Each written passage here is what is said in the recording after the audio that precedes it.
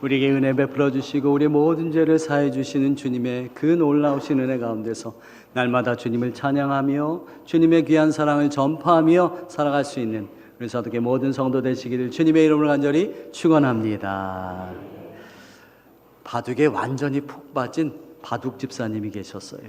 예배 자리에서 저 뒤에 앉아 있으면 앞에 계신 흰머리가 보이면 흰돌, 검은 머리는 검은돌, 이렇게 늘 바둑에 완전히 빠져 계셨어요. 그러던 어느 주일날 대표기도 하는데 드디어 일이 터졌습니다. 마지막 대표기도 마치면서 예수님의 이름으로 기도합니다. 아다리! 여러분, 바둑에만 빠져도 언어 생활이 달라집니다. 사랑하는 여러분, 우리는 예수님의 은혜에 푹 빠져야 합니다. 그러면 우리의 언어 생활이 달라집니다. 생활이 달라져요. 예수님처럼 말이죠. 우리 사랑하는 옆에 있는 성도님들과 함께 이렇게 인사합시다. 예수님처럼 살겠습니다.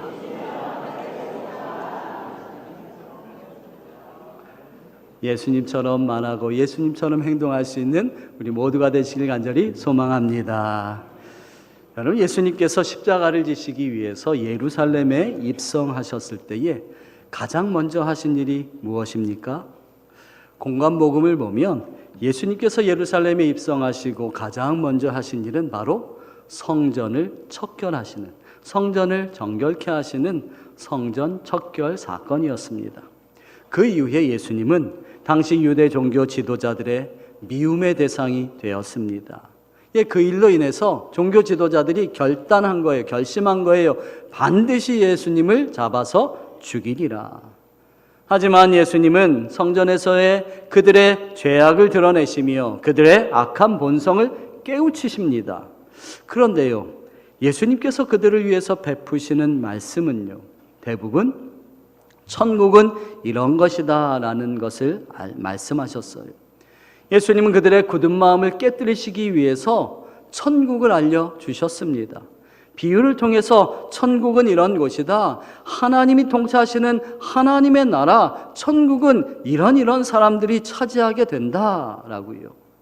여러분, 예수님은 왜 종교 지도자들에게 천국에 관한 말씀을 전하신 걸까요? 그것이 우리의 영원한 목표이기 때문에 그렇습니다. 여러분, 우리의 궁극적인 목표는, 인생 그 종착역은 영생 천국인 줄로 믿습니다. 천국을 소망하는 사람은 이 세상에서 하나님의 뜻을 따라서 살아갈 수 있습니다.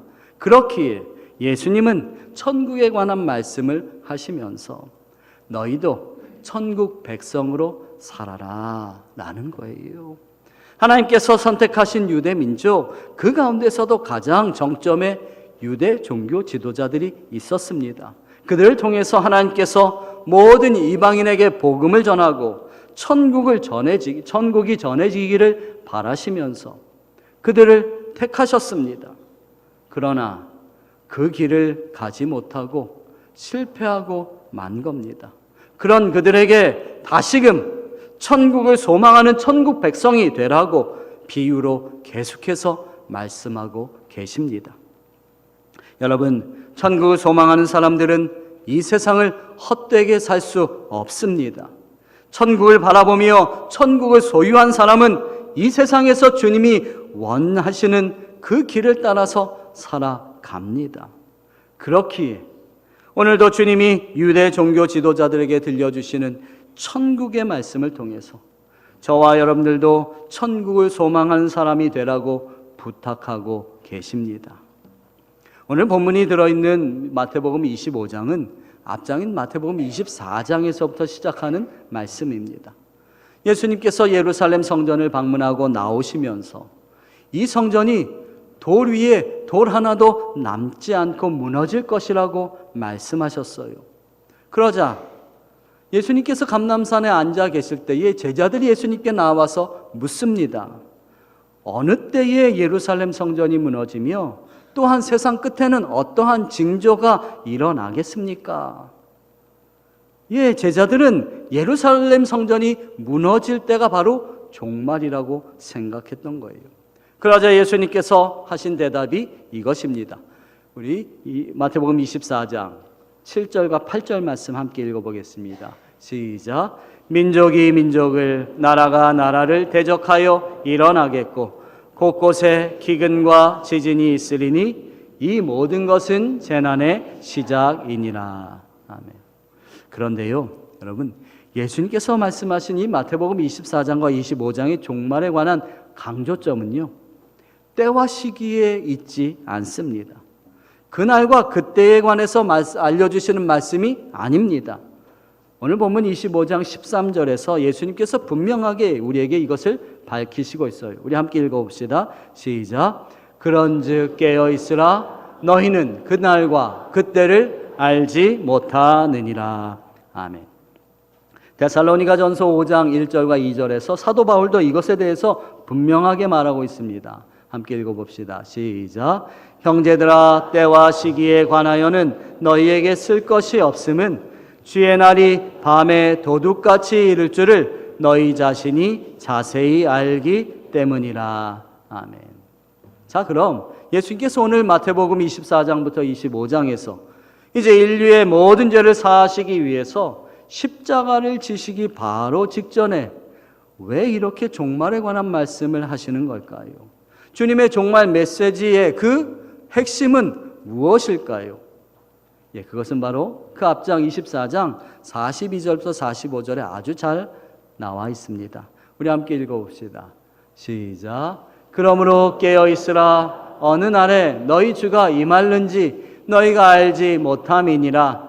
너희도 아는 바니 만일 집주인이 도둑이 어느 시각에 올 줄을 알았더라면 깨어있어 그 집을 뚫지 못하게 하였으리라. 이러므로 너희도 준비하고 있으라. 생각하지 않은 때에 인자가 오리라. 충성되고 지혜 있는 종이 되어 주인에게 그 집 사람들을 맡아 때를 따라 양식을 나눠줄 자가 누구냐. 아멘.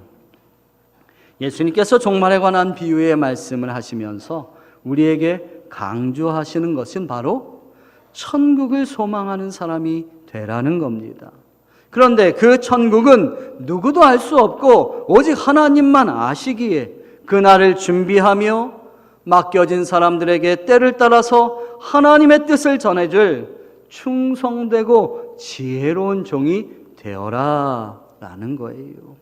사랑하는 여러분, 저와 여러분들이 천국을 소망하며 충성되고 지혜 있는 종이 되기를 간절히 소망합니다. 자, 그렇다면 바로 하나님이 찾으시는 그 사람, 충성되고 지혜 있는 하나님의 사람은 어떤 삶을 살아갈까요? 예수님은 그것을 마태복음 25장에서 구체적으로 세 가지 비유를 통해서 우리에게 말씀하고 있습니다. 오늘부터 3주 동안 이 비유의 말씀을 함께 나누면서 하나님께서 찾으시는 충성되고 지혜로운 종에 관한 말씀을 함께 나누고자 합니다. 오늘은 첫 번째로 열처녀 비유를 통해서 하나님이 찾으시는 사람이 누구인지 확인해 보고자 합니다. 옛날 팔레스타인 지방에서는 혼인잔치가 하루만 있지 않았습니다. 하루만 개최되지 않았어요.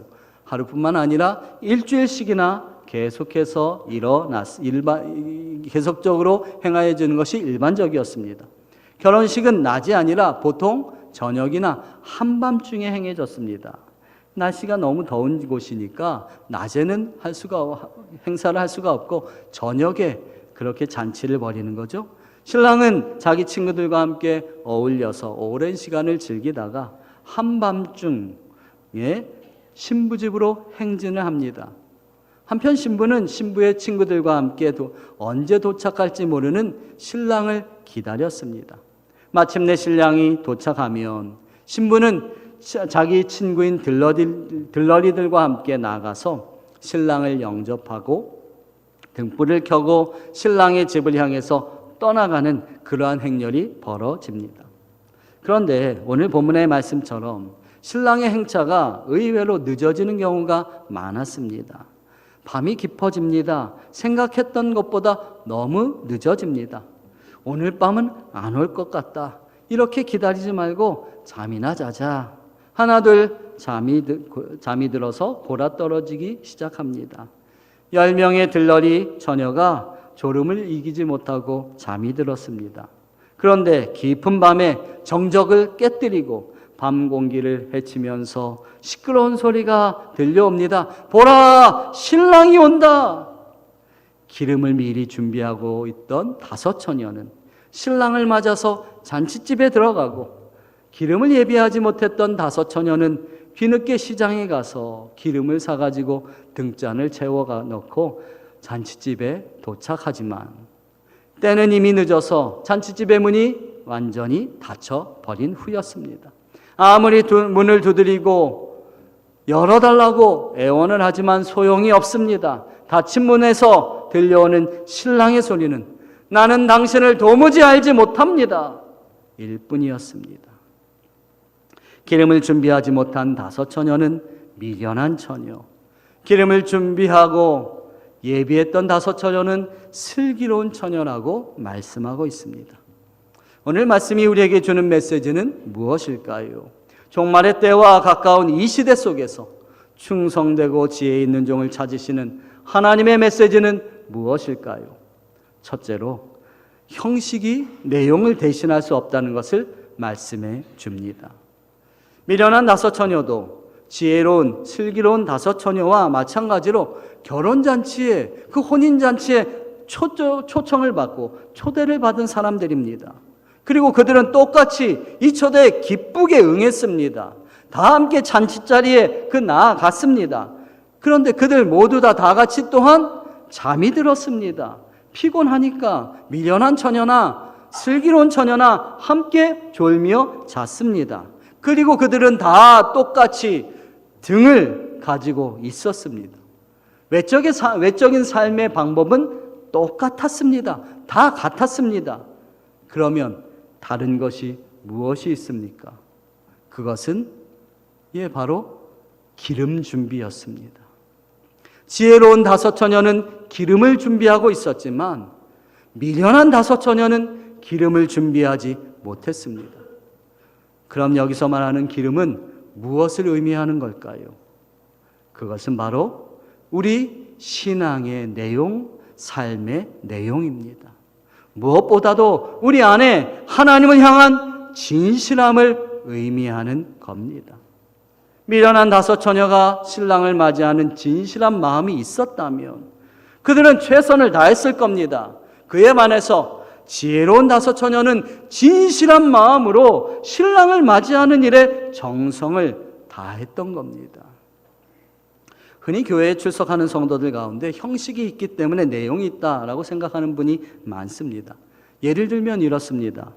여러분이 지금 예배에 참석했습니다. 이것은 형식입니다. 찬송도 부르셨습니다. 이것도 엄격히 말하면 형식입니다. 많은 경우가 내가 이렇게 예배에 참석하고 찬송하고 하나님 앞에 그렇게 하나님의 말씀을 듣고 있으니 나도 신앙이 있는 사람이다 라고 생각합니다. 물론 맞습니다. 그러나 그 형식이 꼭 내용을 보증하는 것은 아닙니다. 여러분, 이것이 오늘 우리에게 주시는 하나님의 교훈입니다. 저는 형식을 부인하지 않습니다. 형식은 내용을 표현하는 아름다운 사건일 수 있기 때문입니다. 또 형식이 없으면 그 내용을 담을 수가 없습니다. 여기 물컵이 있으니까 물이 담겨 있는 것 아닙니까? 그래서 제가 이렇게 마실 수 있어요. 그런데 만약 물컵이 없으면 어떻게 물이 이곳에 담겨질 수 있겠습니까? 그러나 문제는 내용이 없는 형식입니다. 이렇게 지금 물 없는 물컵이 문제입니다. 우리가 주님 앞에 서는 그날에 내용이 없는 형식은 설 자리가 없습니다. 이 사실을 우리는 반드시 기억해야 합니다. 여러분, 멸망을 앞둔 북이스라엘이 가지고 있었던 가장 심각한 문제가 뭔 줄 아십니까? 바로 예배가 죽었다는 겁니다. 하나님은 그들이 드리는 제사와 제물을 역겨워하셨습니다. 하나님 앞에 진실함으로 드리지 않는 예배, 그저 형식적으로 하나님 앞에 드려지는 그런 예물들, 최선의 것은 자신을 위해서 쓰고 최악의 것을 드리는 그들의 예배를 하나님은 거절하셨습니다. 사랑하는 여러분, 예배가 죽으면 신앙도 죽습니다. 하나님과 나와의 관계에서 가장 필수적이고 기본적인 것이 바로 예배입니다. 예배가 살아있는 사람은 심령의 부흥을 경험할 수 있습니다. 예배가 살아있는 교회는 부흥을 경험할 수 있습니다. 사랑하는 여러분, 하나님 앞에 드리는 예배에 목숨을 거는 저와 여러분이 되길 간절히 소망합니다. 하나님 앞에 진실함으로 예배 드리십시오. 하나님 앞에 예물을 드릴 때에도 정성과 감사함으로 드리십시오. 예물이 많고 적음이 문제가 아닙니다. 하나님이 기뻐하시는 예물이어야 합니다. 정성껏 내가 비록 가진 것 적어도 내가 주님 앞에 감사함으로 드려지는 그 예물, 하나님은 그것을 기쁘게 받으실 줄로 믿습니다. 예배 가운데서 하나님의 임재를 경험하기를 주님의 이름으로 축복합니다. 예배가 살아있는 우리 교회가 되어서 진정 날마다 하나님 주시는 성령의 능력으로 부흥하는 우리 서든교회가 되기를 주님의 이름으로 간절히 축원합니다. 둘째로, 열처녀 비유를 통해서 우리에게 주시는 메시지는 우리의 신앙은 누가 대신할 수 없다는 겁니다. 미련한 5 처녀가 그들의 등을 보니 기름이 넉넉하지 않아요. 그래서 지혜로운 5 처녀에게 기름을 좀 빌려달라 말합니다. 어리석은 5 처녀는 기름을 빌릴 수 있을 것으로 착각했습니다. 슬기로운 5 처녀는 어리석은 5 처녀의 부탁을 거절합니다.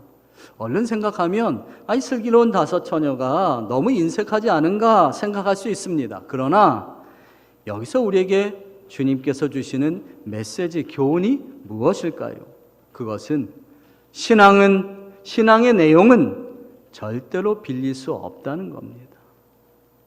여러분, 하나님께는 자녀만 있지 손자가 없다라는 그러한 표현이 있어요.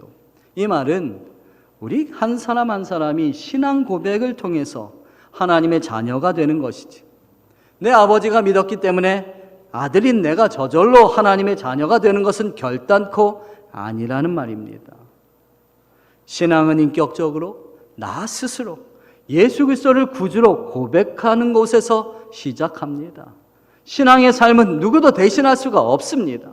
사랑하는 여러분, 예수 그리스도만이 저와 여러분의 구원자이심을 믿으십니까?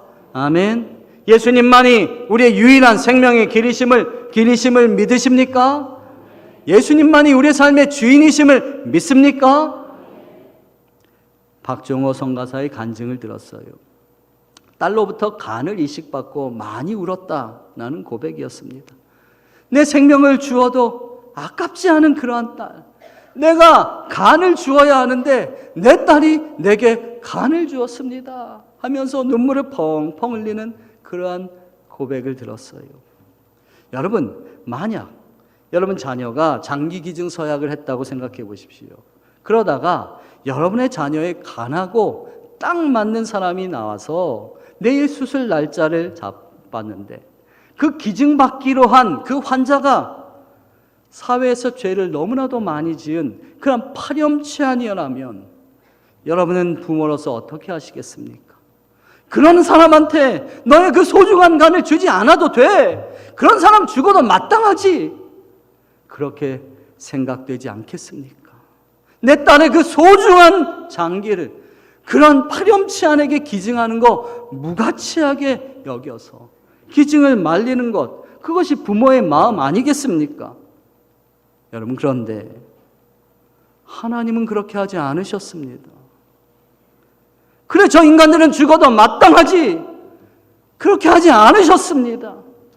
당신의 독생자를 우리에게 주셨습니다. 또한 그 하나님의 부탁을 예수님은 거절하지 않으셨습니다. 저와 여러분들 구원하시기 위해서 장기를 주신 것으로 그치지 않았습니다. 작정하고 십자가를 지셨습니다. 당신의 모든 것을 다 내어주셨습니다.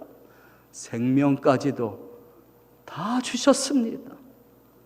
사랑하는 여러분, 그 아버지의 사랑을 우리는 기억해야 합니다.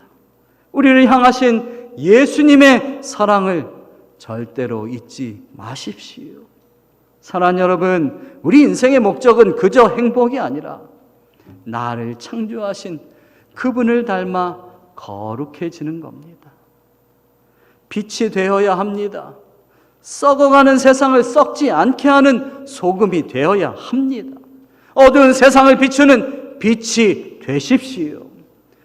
썩어가는 이 세상을 썩지 않게 하는 소금이 되십시오. 이것이 하나님께서 우리에게 명하신 명령입니다.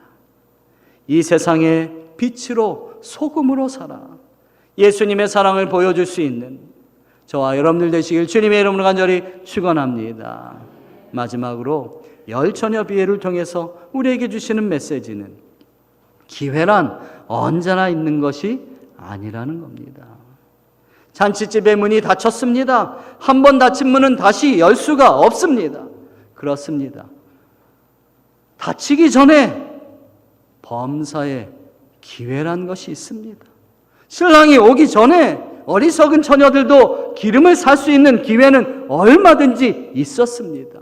그런데 그들은 그 기회를 놓치고 말았습니다.